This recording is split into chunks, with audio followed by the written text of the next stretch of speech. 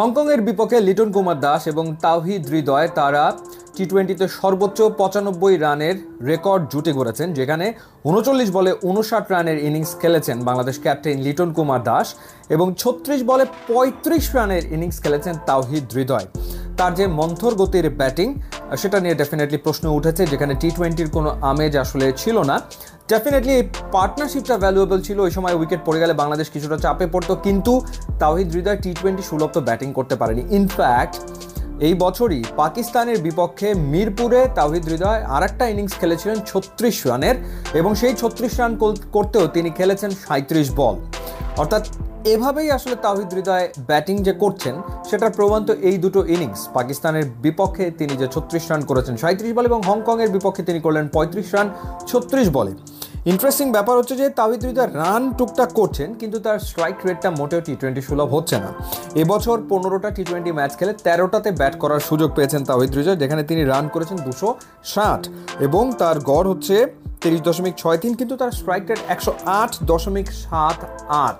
অথচ এই তাওহিদ হৃদয় ঠিক আগের বছরে অর্থাৎ 2024 সালে 21টা টি-20 ম্যাচ খেলেছেন, 20টা ইনিংসে ব্যাটিং করেছেন, 493 রান করেছেন, 130.07 স্ট্রাইক রেটে, যেখানে তার তিনটা 50 ছিল। এই বছর তিনি কোনো 50 করতে পারেননি। আর 2023 সাল যখন তার টি-20তে ডেবু হয়, সে বছর তিনি 11 ম্যাচের 9টায় ব্যাট করতে পেরেছিলেন এবং সেখানেও তার স্ট্রাইক রেট ছিল 126.49। সিগনিফিক্যান্টভাবে তার স্ট্রাইক রেট 2025-এ আসলে কমে গেছে, কিন্তু ম্যাচের সংখ্যা কিন্তু কমেনি। 15টা ম্যাচের ভেতরে 13টায় ব্যাটিং করতে পেরেছেন। তো যেখানে বাংলাদেশের অন্যান্য ব্যাটার যারা রয়েছেন, পারভেজ হোসেন ইমন কিংবা পারভেজ হোসেন ইমন, তানজিদ তামিম কিংবা জাকের আলী অনিক কিংবা শামীম পাটোয়ারি, সবার ভেতরে যখন আসলে ওই ব্যাপারটা লক্ষণীয় যে তারা আসলে টি-20 সুলভ ব্যাটিংটা করতে চায়, সেই ক্ষেত্রে এই 4 নম্বরে তাওহিদ হৃদয় ঠিক যেভাবে করে ব্যাট করছেন সেটা যেন বর্তমান সময়ের আধুনিক টি-20-র সাথে কোনোভাবেই মানানসই নয়। এমনকি তার যে ওভারঅল রেকর্ড টি-20-তে, তিনি এখন পর্যন্ত ম্যাচ খেলেছেন 47টা, 42টায় তিনি ব্যাট করেছেন, 944 রান করেছেন এবং 122.75 তার স্ট্রাইক রেট। তো সেটাকেও সে তো ম্যাচ আপ করতে পারেনি এই বছরে। তো শ্রীলঙ্কার বিপক্ষে বাংলাদেশ খুবই গুরুত্বপূর্ণ একটা ম্যাচ খেলবে, যেই ম্যাচটাতে আসলে বাংলাদেশকে জিততে হবে, জিতলেই সুপার 4 নিশ্চিত হয়ে যাবে।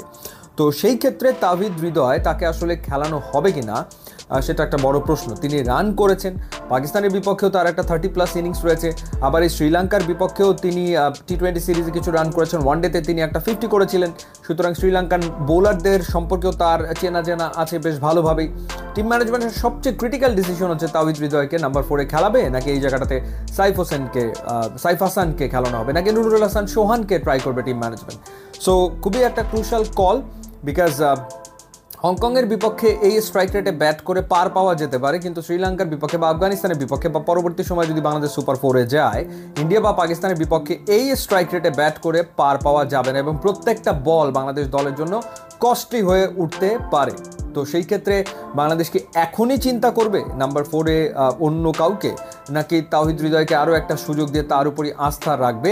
সেটাই বোধহয় সবচেয়ে বড় প্রশ্ন শ্রীলঙ্কার মুখোমুখি যখন হচ্ছে বাংলাদেশ। ইউটিউব ইনস্টাগ্রাম লিঙ্ক দেওয়া আছে, আপনারা যোগ দিলে খুবই খুশি হবেন। Thanks for watching.